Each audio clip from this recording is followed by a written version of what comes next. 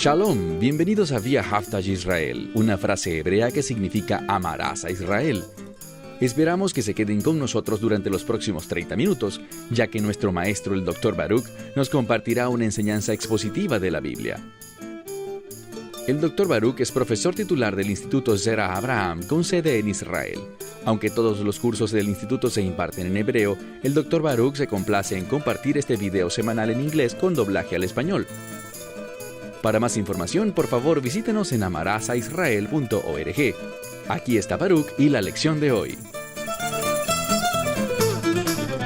Uno de los términos más importantes en toda la Biblia es resurrección, porque resurrección es una palabra vinculada al reino. Vamos a empezar el capítulo 11 del Evangelio de Juan, y justo aquí vemos un énfasis en la resurrección, durante un evento muy importante en la vida del Mesías. Porque aquí es cuando Él resucita a Lázaro de entre los muertos. Ese evento significa mucho para el lector y del mismo modo significó mucho para todos los que estuvieron allí en Betania y fueron testigos de lo sucedido.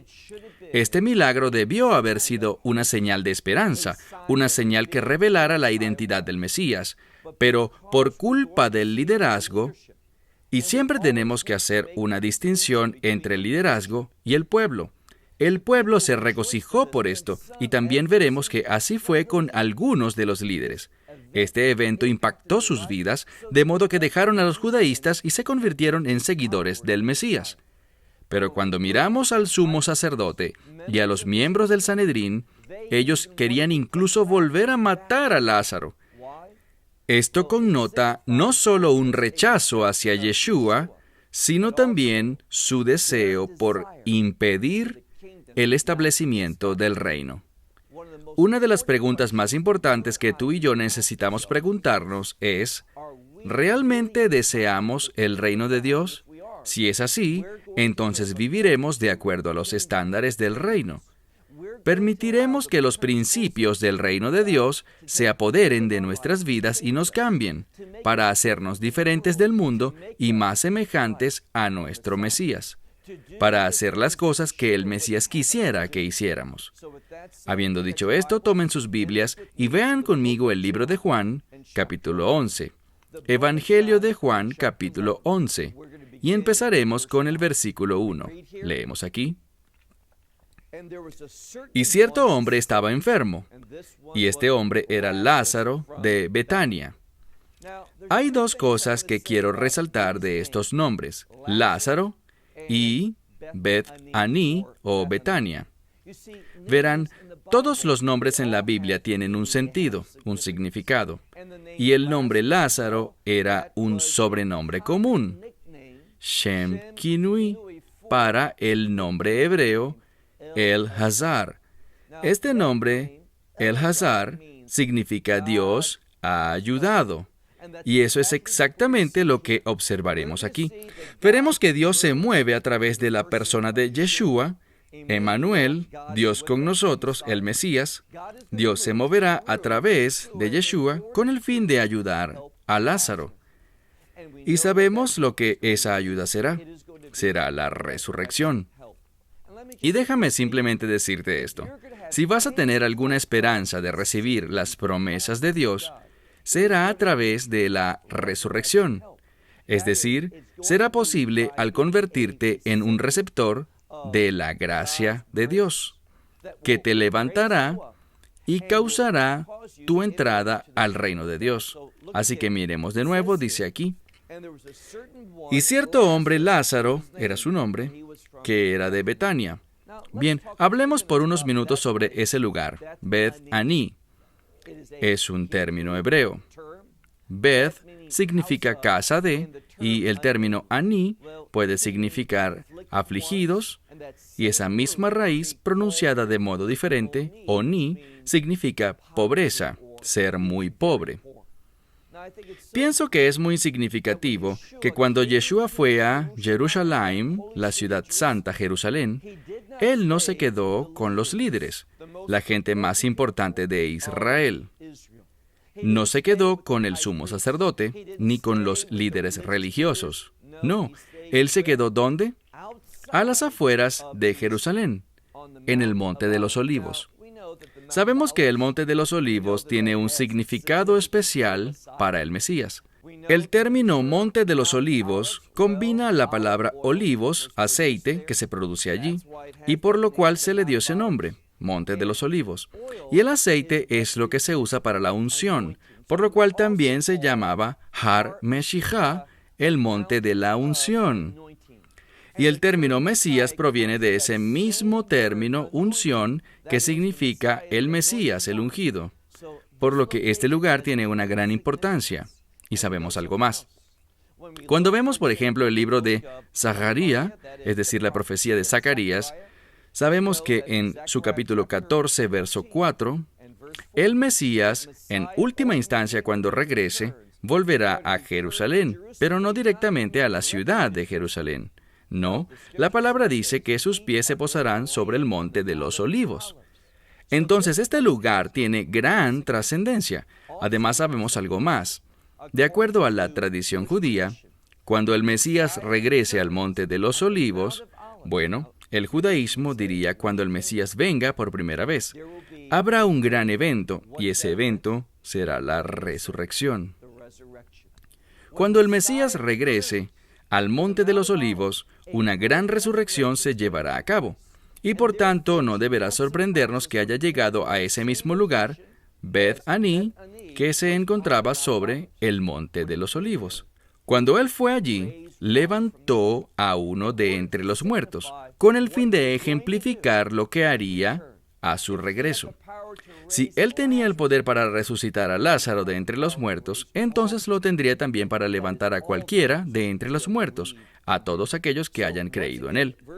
Una vez más, verso 1, cierto hombre, Lázaro, de Betania, estaba enfermo y era de la villa de María y Marta, su hermana. Y encontramos en el verso 2 que María era aquella mujer que había ungido al Señor con este ungüento y que secó sus pies con su cabello. Ahora, esta mujer María, y vamos a hablar de esto más adelante, tenía un ungüento y con él ungió al Señor. Pero noten lo que dice. Hay un detalle. Dice que ella ungió sus pies. Los pies son importantes porque nos dice, en otro lugar, que cuando los levitas y sacerdotes se reunían, en ocasiones lavaban su cuerpo entero, pero en otras solo limpiaban sus pies. Por tanto, esto muestra algo con respecto al servicio. Ella lo estaba ungiendo a él para su ministerio. Y ya hemos mencionado cuál era su ministerio previamente en otros estudios. Sabemos que el Mesías empezó su ministerio terrenal, de acuerdo a la Escritura, cuando tenía 30 años. Hemos aprendido que el número 30 está relacionado con la muerte, y por tanto lo que la Escritura nos dice al detallar que empezó su ministerio a la edad de 30 años, es una manera de enseñarnos y revelarnos que vino a este mundo para cumplir su ministerio, que era morir, entregar su vida. Entonces, encontramos aquí que esta mujer ungió sus pies con este ungüento costoso y los secó con su cabello. Con respecto al cabello, por ejemplo, Pablo enseña en 1 de Corintios que el cabello de una mujer es su gloria. Es muy importante. Y por lo tanto, el hecho de que ella secara el ungüento de sus pies con su cabello significa que toda su gloria terrenal, ella la entregaba ante él. Es decir, ella quería usar su gloria, todo su ser y su esencia, con el fin de exaltarlo a él, de ser parte de su ministerio. Veamos de nuevo en el verso 2. Y María era la mujer que ungió al Señor con ungüento y secó sus pies con su cabello. Y era su hermano, es decir, Lázaro, quien estaba enfermo. Verso 3. Y por tanto sus hermanas le enviaron un mensaje a él, es decir, a Yeshua, diciendo, Señor, he aquí aquel a quien amas está enfermo.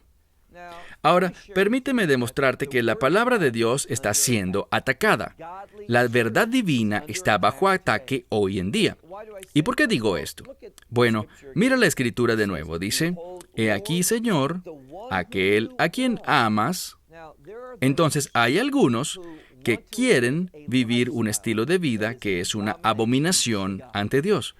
Y por tanto, debido a esto, toman este verso y dicen, aquí tenemos una palabra que dice que Yeshua amaba a un hombre.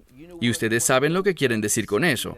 Algo infinitamente ridículo, con el fin de justificar su estilo de vida pervertido. Algo que Dios ha llamado tanto en el Antiguo como en el Nuevo Testamento como una abominación. Y estoy hablando de la homosexualidad. Lo que esta escritura simplemente dice es que Lázaro era un querido amigo. Es lo que la palabra filos significa. De ella proviene, por ejemplo, la ciudad de Filadelfia. Simplemente significa un amor de hermanos. Que a alguien le cae bien una persona. Entonces, lo que la escritura está diciendo es, vemos dos hermanas hablando y dicen, tu buen amigo, ese que te cae tan bien, él está enfermo. Ahora noten la respuesta de Yeshua y la veremos en el verso 4. Pero Yeshua, y esta palabra es la palabra griega dei, que significa algo. Ellas querían una respuesta inmediata, pero él no lo hizo así. Por tanto, en vez de decir la palabra kai, una conjunción para unir dos pensamientos similares, tenemos una conjunción diferente para mostrar una diferencia, algo que está en contraste a lo que las hermanas querían. Así que miremos de nuevo el verso 4. Pero Yeshua, cuando escuchó esto, dijo, esta enfermedad no es para muerte. Ahora, aquí él habla de la muerte en una manera diferente. ¿Cómo lo sabemos? Bueno, Lázaro va a morir. Entonces, ¿cómo es que él dice que esta enfermedad no es para muerte? Porque aquí encontramos que la muerte puede ser usada de una forma muy, muy diferente. Algunas veces escuchamos que alguien murió y estamos simplemente hablando de una definición de la muerte. ¿Y cuál es? Cuando el alma deja el cuerpo. Pero la muerte, en última instancia, la muerte espiritual, es cuando esa alma es eternamente separada de Dios. Por tanto, lo que él dice es que esta enfermedad no traerá ninguna consecuencia espiritual para Lázaro. Lázaro no estará eternamente separado de Dios. Esta enfermedad no podrá cambiar su relación con Dios, y de la misma manera necesitamos saber algo. Las cosas por las que atravesamos en esta vida, puedes estar luchando con una enfermedad muy fuerte, quizás una enfermedad terminal, pero date cuenta de que esa enfermedad no tiene poder ni autoridad sobre tu relación con Dios. No puede afectar o dañar esa relación de pacto si tú eres parte de esa nueva relación de pacto a través de la sangre de Jesús con el Dios Todopoderoso. Por tanto, dice aquí de nuevo en el verso 4, Yeshua dice, esta enfermedad no es para muerte, sino para manifestar la gloria de Dios. Y eso es lo que debería interesarnos, la gloria de Dios. No deberíamos permitir que enfermedades, ni dificultades, ni esas cosas que son desafortunadas en nuestras vidas, nos desvíen de lo que debería ser nuestro enfoque.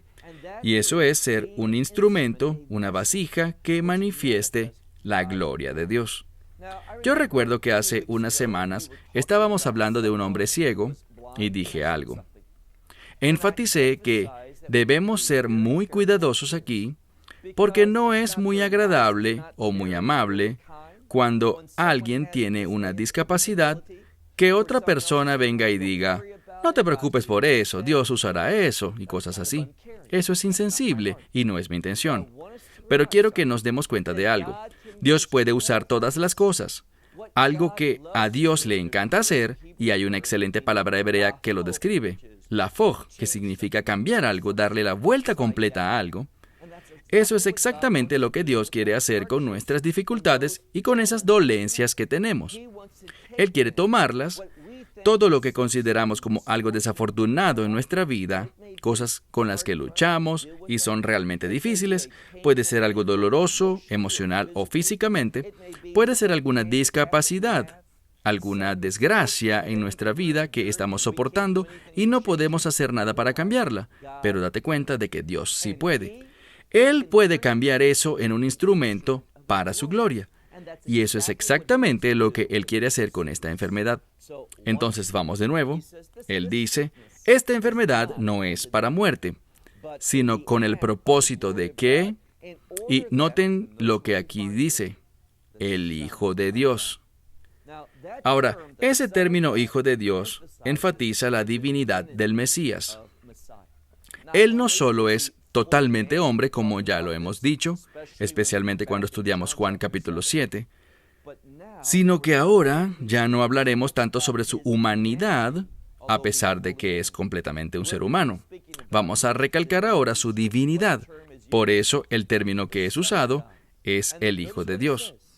Y noten lo que dice. No es una enfermedad para muerte, sino para la gloria de Dios y para que el Hijo de Dios pueda ser glorificado a través de ella.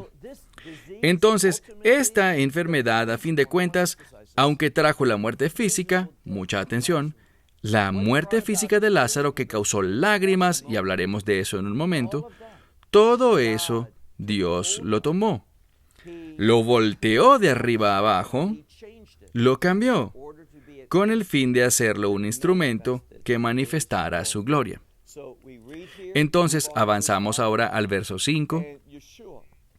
Y Yeshua, él amaba a Marta y a su hermana y a Lázaro. Recuerden que hace poco en el verso 3 leímos que Yeshua amaba a Lázaro. Y expliqué que es una palabra griega muy similar al término fila de Filadelfia, la llamada ciudad del amor fraternal. Aquí cuando llegamos al verso 5 hay un cambio en el término. No es la palabra filos, sino que es una palabra que probablemente ustedes ya conocen, pues es una de las más famosas palabras griegas, agape. Y esta implica un amor sacrificial. Este es un amor que entrega, es el tipo de amor que Dios quiere que demostremos en nuestras vidas los unos por los otros. Y noten lo que dice la Escritura. Y Yeshua amaba a Marta y a su hermana y a Lázaro. Aquí de nuevo, esta palabra no se refiere a ningún otro tipo de amor más allá que el amor de Dios. O podríamos decir también que es un amor santo. Una y otra vez en este pasaje veremos una verdad bíblica muy importante. El Mesías se moverá por el amor, un amor sacrificial, con el fin de manifestarse a sí mismo y su ministerio. Verso 6. Encontramos aquí. Por tanto, cuando él oyó que él estaba enfermo, este es Yeshua, cuando escuchó que estaba enfermo, permaneció en ese lugar por 2 días más. Bien, no sé si me han estado prestando mucha atención, pero yo normalmente pongo un gran énfasis sobre los números. Y aquí dice, luego de escuchar que su buen amigo, a quien él amaba, y no solo amaba a Lázaro, sino también a sus hermanas, él era cercano a esta familia. Luego de oír que estaba enfermo, y obviamente, es decir, ellos no hubieran dicho una palabra, no hubieran interrumpido a Yeshua si él hubiera estado enfermo con un resfriado normal o una gripa o algo así. Ellos sabían que él estaba extremadamente enfermo, cerca de la muerte. ¿Y qué hizo Yeshua? La Escritura dice que él permaneció en el lugar donde se encontraba por 2 días más. ¿Qué significado tiene el número 2? En la Biblia, usualmente cuando vemos el número 2, se refiere a 2 opiniones diferentes, 2 maneras de pensar distintas. Y eso es exactamente lo que veremos en esta historia. Muchas personas verán este gran milagro que ocurrirá y algunos responderán de cierta manera, mientras que otros vendrán a la fe. Verán esto como un gran instrumento de la revelación de Dios, una manifestación de su gloria, su poder, su autoridad, su propósito. y ellos serán transformados por esto. Serán cambiados. Eso es exactamente lo que necesitamos extraer de este texto. ¿Quién es el Mesías? ¿Qué vino a hacer? ¿Y cómo esto debe impactar nuestras vidas? Entonces, Él permanece allí por 2 días más. Verso 7. Y después respondió a sus discípulos y les dijo, vamos a Judea de nuevo. Y esta frase de nuevo es enfatizada. ¿Por qué? Bueno, es para ayudarnos a entender lo que ha sucedido en Judea un poco antes. Verán, muchos de los milagros que hizo Yeshua captaron la atención del liderazgo. Y ellos sabían que Él cambiaría, pero aquí está el problema. Ellos no querían cambiar. Les gustaba su posición, les gustaba su estatus, les gustaba ser líderes. Y ellos habían aprendido a vivir con el gobierno romano, porque el gobierno romano les permitió conservar su cómoda posición. Por tanto, ellos no querían lo que Yeshua enseñaba, lo que Él prometía.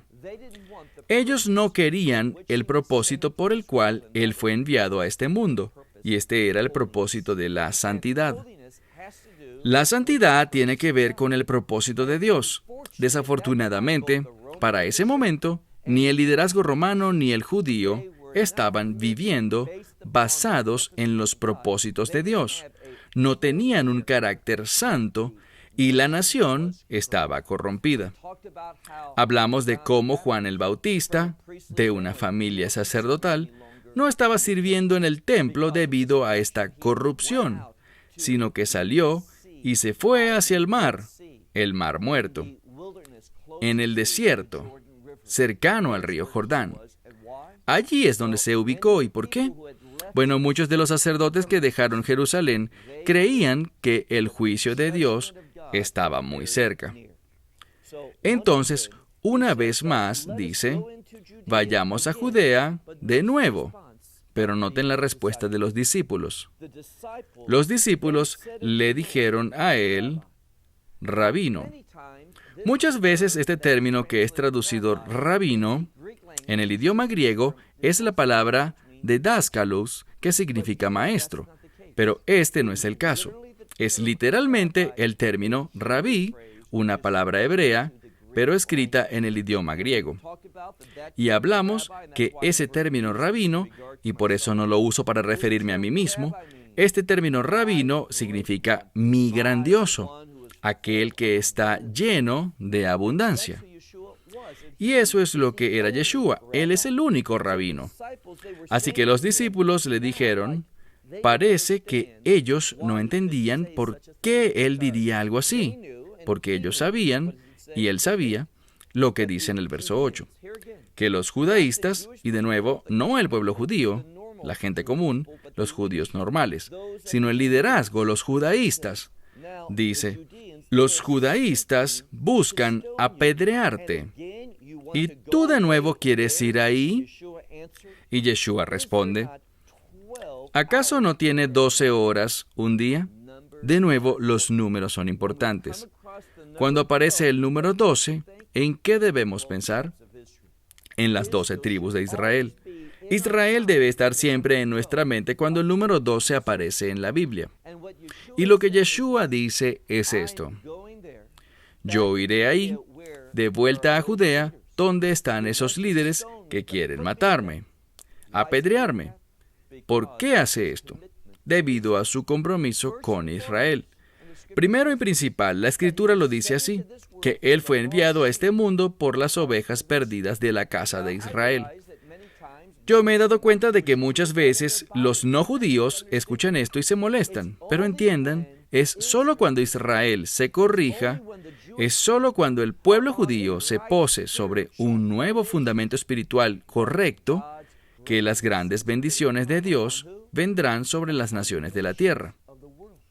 Y por tanto, si tú eres sabio, la oración más importante que deberías estar haciendo es que Dios tome a Israel de vuelta a Él en obediencia, que conozca la verdad espiritual con el fin de que estas bendiciones puedan llegar y en última instancia la gran bendición del establecimiento del reino. Entonces el Mesías hablando aquí dice básicamente, ¿acaso no saben que el día tiene 12 horas? Si alguien camina de día, no tropezará. Quiere decir que no se topará con esos obstáculos. Más bien los reconocerá, tendrá discernimiento. El Mesías habla una vez más sobre la luz. Y eso es muy importante. ¿Por qué? Bueno, porque muchas veces en el libro de Juan, la luz es mencionada. La menciona desde el propio primer capítulo y lo sigue haciendo repetidamente porque la luz es lo que trae el orden de Dios en este mundo. Lo vemos desde Génesis capítulo 1. Y por tanto Él, siendo la luz del mundo, como se llama a sí mismo algunos capítulos atrás, traerá el orden de Dios a tu vida. Y por eso es que dice que si tenemos el orden de Dios, si caminamos en la luz, no tendremos que preocuparnos ni angustiarnos por los enemigos, quienes andan en oscuridad, porque ellos no pueden ver claramente, pero nosotros sí. Así que, dice, ¿acaso no hay 12 horas en un día? Si alguien camina de día, no tropezará, porque la luz del mundo, de este mundo, Él ve. ¿Y quién es la luz del mundo? El Mesías. Pero si alguien camina de noche, es decir, sin revelación divina, sin entender la verdad de la palabra de Dios, éste tropieza porque la luz no está en él. Entonces, necesitamos la revelación de Dios en nosotros. ¿Quién es esta revelación? El Mesías. Hemos aprendido que Él es la luz del mundo, así que a menos de que Él esté en nuestras vidas, a menos de que tengamos una relación de pacto con Él, vamos a tropezar. Ahora necesitamos terminar y noten lo que dice. Estas cosas Él decía, y después dice, Lázaro, nuestro amigo, está durmiendo. Lo importante que notemos aquí es el uso de este término, durmiendo. Sabemos que al final Lázaro se va a morir. Pero en muchas partes, tanto del Antiguo como del Nuevo Testamento, y también en el judaísmo, en muchas de las oraciones, cuando se habla sobre la muerte física, se habla de estar durmiendo. ¿Por qué? Debido a la esperanza de resurrección. La muerte muchas veces se compara con el dormir, debido a que cuando nos acostamos a dormir esperamos levantarnos, y del mismo modo cuando muramos debemos esperar la resurrección. Bueno, se terminó el tiempo. Hasta la semana que viene, cuando avanzaremos en Juan capítulo 11.